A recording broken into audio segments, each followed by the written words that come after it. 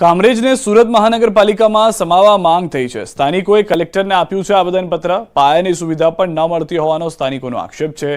રસ્તા, ગટર, પાણી, સ્ટ્રીટ લાઇટની સુવિધા આપવા માંગ કરી। સરકારી દવાખાના અને સરકારી શાળાની પણ માંગ કરાઈ। ઉભરાતી ગટરોથી સ્થાનિકો ત્રાહિમામ છે। બોરનું ક્ષારયુક્ત પાણી પીવા મજબૂર। કામરેજને સુરત મનપામાં સમાવો તેવું સ્થાનિકો કહી રહ્યા છે। કામરેજની વસ્તી 3 લાખથી વધુ છે। 10,000ની વસ્તી જેવી સુવિધા આપવામાં આવી રહી હોવાનો સ્થાનિકોનો આક્ષેપ છે।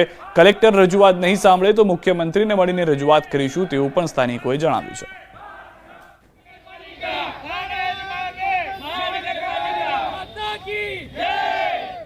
અમે આ છેલ્લી રજૂઆત છે કલેક્ટરશ્રીને અમારી। જો અમારી રજૂઆત અહીંયા સાંભળવામાં નહીં આવે અથવા તો કોઈ યોગ્ય નિર્ણય લેવામાં નહીં આવે તો અમે મુખ્યમંત્રીશ્રીને રૂબરૂ મળી આ બધી બાબતની રજૂઆત કરશું અને મુખ્યમંત્રી કક્ષાએથી પણ જો યોગ્ય નિર્ણય લેવામાં નહીં આવે તો પછી જે કોઈ પણ કાર્યક્રમો ત્યાં થશે એ તમામની જવાબદારી કલેક્ટરશ્રીની અને મુખ્યમંત્રીશ્રીની રહેશે।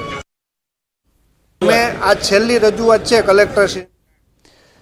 સુરતની સમાચાર। સુમુલ ડેરીમાં ભ્રષ્ટાચારને લઈને તપાસની માંગ। કોંગ્રેસ આગેવાન દર્શન નાયકના આક્ષેપ। અધિકારીઓ બોર્ડ સામે કોઈ પગલાં ન લેતા હોવાનો આક્ષેપ। સુમુલ બોર્ડ સામે પગલાં લેવા માંગ। અગાઉ પણ સીએમને પત્ર લખી કરી હતી રજૂઆત। માજી સંસદ સભ્ય માનસિંહ પટેલે પૂર્વ પ્રમુખ સામે 1,000 કરોડના ગેરરીતિ મામલે પ્રધાનમંત્રીને પત્ર લખ્યો હતો। ભરતી પ્રક્રિયામાં જેનો હિત નથી અને ખેડૂત નથી તેમને સ્થાન આપવામાં આવી રહ્યું છે તે પણ ઉપપ્રમુખ અને પ્રમુખની ભૂમિકામાં હોવાનો આક્ષેપ છે। મુખ્યમંત્રીની સૂચના હોવા છતાં અધિકારીઓ દ્વારા સુમુલના વોર્ડ સામે કોઈ પગલાં લેવાતા નથી।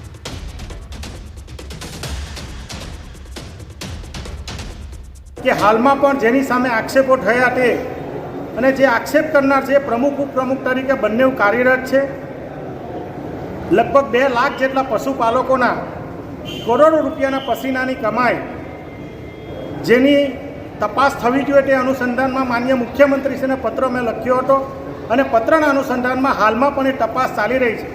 પરંતુ એ તપાસને અંતે દૂધ અને દૂધનું પાણી થવું જોઈએ તેને બદલે જે મલાઈ છે એ મલાઈ આ બધા ભેગા મળીને પશુપાલકના અહિત કરી રહ્યા છે એવું મારું અંગત માનવું છે। હાલ રોકાઈશું એક વિરામ માટે, પરંતુ તે પહેલા નજર કરીએ ટોપ 3 ખબરો પર।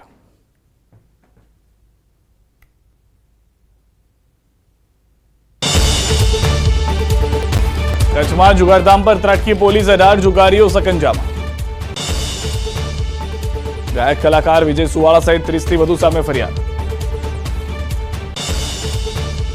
ગોધરા સિટી સર્વે સુપ્રિન્ટેન્ડન્ટ 8,000ની લાંચ લેતા એસીબીના છટકામાં।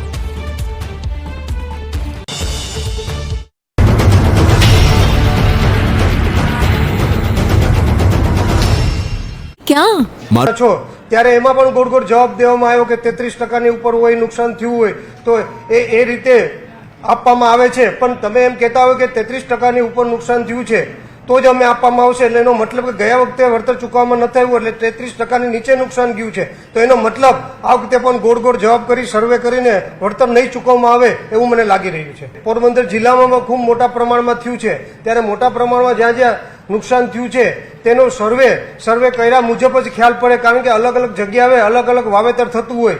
જેમ કે કેશોદ વિસ્તાર છે તો ત્યાં અલગ વાવેતર થતું હોય, ગીર સોમનાથમાં અલગ થતું હોય, જુનાગઢ જિલ્લામાં અલગ વાવેતર થતું હોય, એટલે એ સ્પષ્ટતા પણ એમની પાસે માગી કે કયા પાકને તમે કેટલો વળતર આપવા માંગો છો અને એના માટે સર્વે કર્યા પછી જ ખબર પડે કે એ કેટલું નુકસાન થયું છે।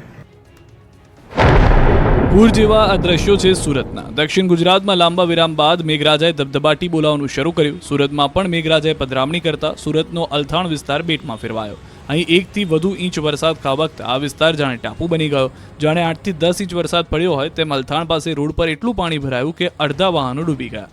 દ્રશ્યોમાં જોઈ શકાય છે કે શ્યામ મંદિર રોડ પર વાહનો ડૂબી ગયા। કેટલાક વાહનો પાણીમાં બંધ પડી ગયા તો કેટલાક વાહનોને ધક્કો મારવો પડ્યો। લોકો નીચે ઉતરી વાહનને ધક્કો મારી ચાલતા નજરે પડ્યા। વરસાદી પાણી ભરાતા ટ્રાફિક જામની સ્થિતિ સર્જાઈ। પાણી ભરાતા સ્કૂલ જતા બાળકો અટવાઈ ગયા। પ્રી મોન્સૂનના દાવા ફરી પોકળ સાબિત થયા।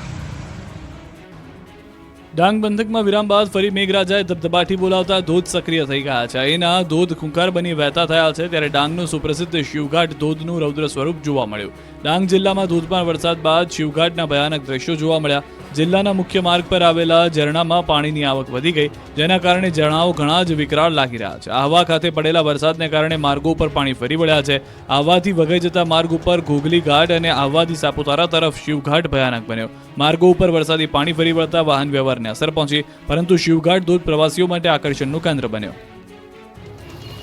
રાજ્યભરમાં વરસાદનો નવો રાઉન્ડ શરૂ થઈ ગયો છે, ત્યારે ખેડા, નડિયાદ, આણંદમાં પણ વરસાદે એન્ટ્રી મારી. લાંબા વિરામ બાદ વરસાદ પડતા ગામના રોડ પાણી થયા. શહેરમાં ધોધમાર વરસાદ પડતા વાતાવરણમાં ઠંડક પ્રસરતા ભારે બફારાથી લોકોને રાહત મળી. નડિયાદ શહેરમાં અડધો કલાકથી વધુ સમય પડ્યો વરસાદ. નડિયાદ શહેર સહિત આસપાસના વિસ્તારોમાં વરસાદ પડતા રોડ પર પાણી ભરાયા. આ બાજુ આણંદ જિલ્લામાં પણ વરસાદ જોવા મળ્યો હતો. આણંદ, વિદ્યાનગર, કરમસદ ગામમાં પણ વરસાદથી આનંદ છવાઈ ગયો. મોગરી, ચિટોડિયા સહિતના વિસ્તારોમાં ધોધમાર વરસાદ પડી ગયો હતો. વરસાદને કારણે વાતાવરણમાં ઠંડક પ્રસરી. ડાંગરની વાવણીને ફાયદો થવાની આશાઓ ખેડૂત સેવી રહ્યા છે. અમરેલી જિલ્લામાં પણ બીજા દિવસે અવિરત વરસાદ પડ્યો. ખાંભા, રાજુલા અને સાવરકુંડલા તાલુકાના ગ્રામ્ય વિસ્તારમાં વરસાદ પડ્યો. ખાંભાના સરકડિયા, ભાવરડી, જેવાપર સહિતના ગામડાઓમાં મોં માંગ્યો વરસાદ આવતા ખેડૂતો ખુશ થયા છે. સુરેન્દ્રનગર પંથકમાં પણ મન મૂકીને મેઘરાજા પધાર્યા. સુરેન્દ્રનગર જિલ્લામાં ચોટીલા તાલુકામાં લાંબા વિરામ બાદ વરસાદનું આગમન થયું. ચોટીલા પંથકમાં બપોરના સમયે વાતાવરણમાં પલટા સાથે વરસાદ વરસ્યો. લાંબા વિરામ બાદ વરસાદ આવતા લોકોએ હાશકારો અનુભવ્યો. વરસાદથી કપાસ, મગફળી સહિતના પાકને જીવનદાન મળશે. તો ભાવનગર શહેર અને ગ્રામ્ય વિસ્તારમાં પણ મેઘો આવ્યો. વિરામ બાદ જિલ્લા વિસ્તારમાં ધીમી ધારે વરસાદ પડતા ખેડૂતોના ચહેરા પર ફરી એક વખત ચમક જોવા મળી. ગીર નજીક કોડીનાર ગ્રામ્યમાં પણ વરસાદથી રોડ પાણી થઈ ગયા.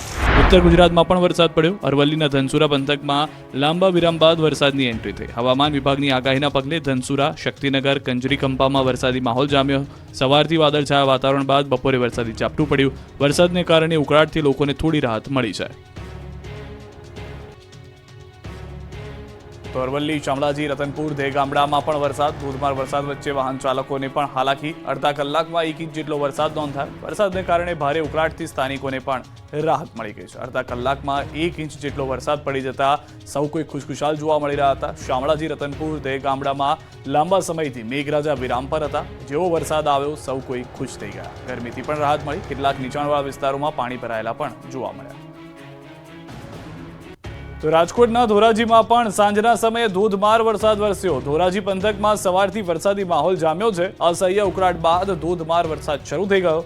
વરસાદને પગલે શહેરના રસ્તાઓ પર પાણી વહેતા થયા. ધોરાજીમાં પણ લાંબા સમયથી મેઘરાજા રીસાયા હોય તે પ્રમાણેની પરિસ્થિતિ હતી, પરંતુ સાંજ થતા જે ભારે વરસાદ આવ્યો સૌ કોઈને ખુશખુશાલ કરી ગયો. ખાસ કરીને ધરતીપુત્રો ખુશખુશાલ જોવા મળ્યા. ધોરાજીના અનેક વિસ્તારમાં ધોધમાર વરસાદથી જળજમાવની પણ પરિસ્થિતિનું નિર્માણ થયું.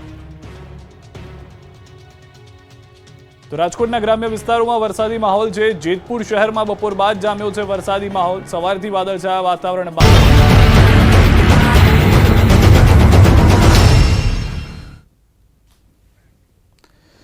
વિરામ બાદ આપનું સ્વાગત છે. વડોદરાથી મહત્વના સમાચાર. શાળામાં લગાવેલ સીલ ખોલવા ઉઠી છે માંગ. વાઘોડિયા રોડ પરની નારાયણ વિદ્યાલયનું સીલ ખોલવા માંગ થઈ છે. શાળાના ટ્રસ્ટી, વાલીઓ પાલિકા કચેરીએ પહોંચ્યા. શાળામાંથી ફર્નિચર, બેન્ચ સહિતનો સામાન કાઢવા માંગી છે મંજૂરી. દિવાલ ધરાશાયી થતા કોર્પોરેશન સ્કૂલ કરી હતી સીલ. મનપા કમિશનરે સ્ટ્રક્ચર સ્ટેબિલિટી રિપોર્ટ ન આવે ત્યાં સુધી શાળા ન ખોલવાની સ્પષ્ટતા કરી છે. નારાયણ સ્કૂલના વાલીઓ અને એક અગ્રણી છે એ રજૂઆત કરવા આવ્યા છે કે